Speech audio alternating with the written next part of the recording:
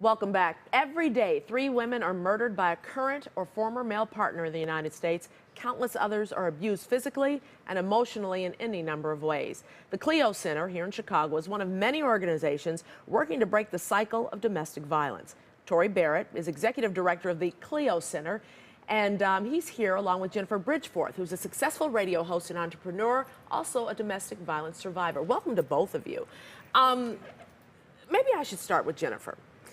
You're a survivor. Yes, I am. For folks out there who are going through this right now, what do you say to them? What I want them to understand is that there's always an opportunity to transform your situation. There's so much help out there for people, and I want them to know that they're not the exception to the rule and they're not available or worthy of assistance. You know, one of the things I talk about all the time is making sure that people understand that their situation is a comma and not a period. It's not something that ends their experience. Why wouldn't people want to get out of that situation? What would keep them into that situation? There's so many dynamics psychologically. Sometimes people feel like I'm not worth anything better than this. Usually the abuser has told them that and reinforced it so many times that it's almost a self-fulfilling prophecy. They start to believe it. Yeah. Sometimes they're afraid of what the repercussions may be for leaving and try to weigh their options and think to themselves, I probably would be better just staying as opposed to making this person upset enough if I leave. Right. Well, Torrey, how do you tell folks that they can do that? Take that plunge, because to them it probably seems like a big plunge, to get away from it. At the KLEO Center, what do they tell? Well, it is a big plunge to get away from it. And I'll just, I had a sister named KLEO who did get away from it and had moved on.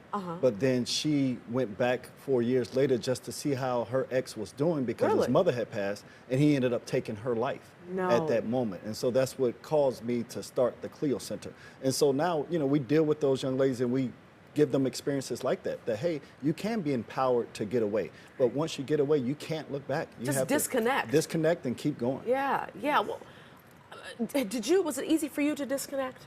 It was easy for me to disconnect, but it wasn't overnight. I definitely had to have a strategy as to how I was going to get out of the situation and be prepared enough to keep myself safe and the people around me, my loved ones, my family, my parents, make sure they were safe as well. Now, were you married? Was it a marriage? Yes, or, okay, not a boyfriend, girl. So that's even more difficult because you have to go through the divorce and all this other kind of stuff. Yes, absolutely. Yeah. It does add layers to it that make you a little bit more nervous about your decision and what it's going to look like, how you should do it, the structure of it. So yeah, it definitely does make it a little bit more difficult. A lot of people don't know what's going on. I mean, did you know KLEO was going through this at the time? I did. When I came home from college, I found out that she was in an abusive relationship and I ended that relationship for her. So sometimes you do need people to step in for you. But that speaks testament to Jennifer, and that's one of the reasons we're honoring her this year at our gala next Sunday at Alhambra Palace, is because she did what it took to get away and then turned that negative into a positive, and now she's helping women all over the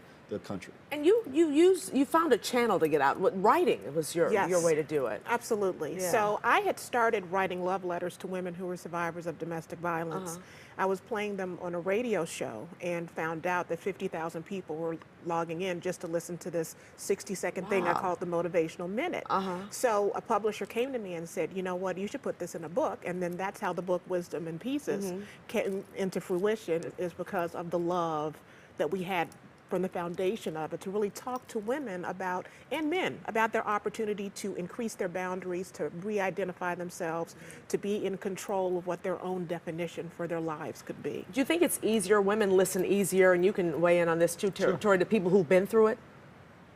I mean, is it easier for them to relate to you than someone else who hasn't been through it?